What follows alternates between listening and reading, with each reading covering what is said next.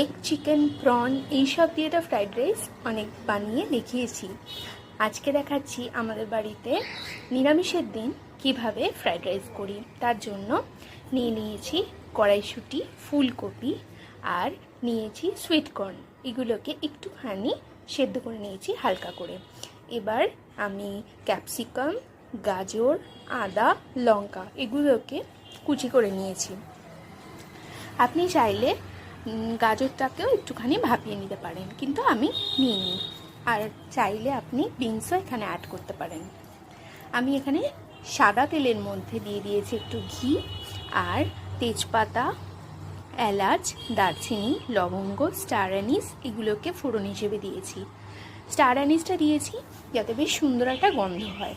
Star অ্যানিসের গন্ধটা একটু মরি মরি টাইপের হয়, তো বেশ ভালো লাগে। আপনারাও ট্রাই করতে পারেন। তার মধ্যে আমি প্রথমেই দিয়ে দিয়েছি কাঁচা লঙ্কা কুচি আর আদা কুচি, আর যেই সব সবজিগুলো আমি রেখেছিলাম সেইগুলোকে আপনি চাইলে একে একেও ভাজতে পারেন, আর না হলে একসাথে দিয়েও হাই ফ্লেমে ভাজতে হবে, না হলে কিন্তু জল বেরিয়ে যায়। আমার একটুখানি জল সবজি থেকে বেরিয়ে গেছিলো। তার মধ্যে দিয়ে দিয়েছি আমি পরিমাণ মতো নুন আর চিনি। এবার ভালো করে নাড়িয়ে নিয়েছি। নাড়িয়ে নেওয়ার পরে এর মধ্যে আপনি চাইলে একটু গোলমরিচও অ্যাড করতে পারেন। আমি এখানে গোলমরিচটা দিইনি। আর দিয়েছি আমি রোজ ওয়াটার আর কেওড়ার জল, মানে গোলাপ জল আর কেওড়া জল। এই দুটোকে আপনার ভাতের পরিমাণ অনুযায়ী দেবেন। আর ভাতটাকে আমি জাস্ট একবার বয়েল করে রেখে দিয়েছি যাতে ভাতগুলো না ভেঙে যায়, আর জল ঝরিয়ে একটু পাখার হাওয়ায় রেখে দিয়েছি যাতে ঝরঝরে থাকে।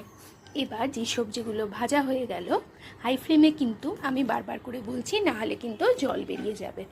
এবার ভাতগুলোকে অ্যাড করে নিয়ে মিক্স করে নিন। ব্যাস, আমাদের নিরামিষ ফ্রাইড রাইস একদম রেডি হয়ে গেছে। আর অবশ্যই কিন্তু কাজু কিশমিশ দেবেন। আপনারা চাইলে কাজু কিশমিশটা পরেও অ্যাড করতে পারেন, আমি একসাথেই ভেজে নিয়েছিলাম।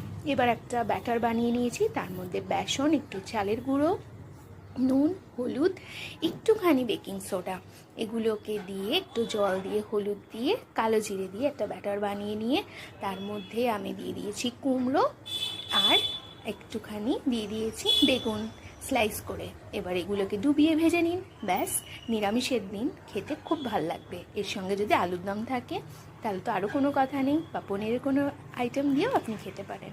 রেসিপিটা কেমন হয়েছে আমাকে জানাবেন, আর কমেন্ট করবেন, শেয়ার আর সাবস্ক্রাইব করবেন। Thank you.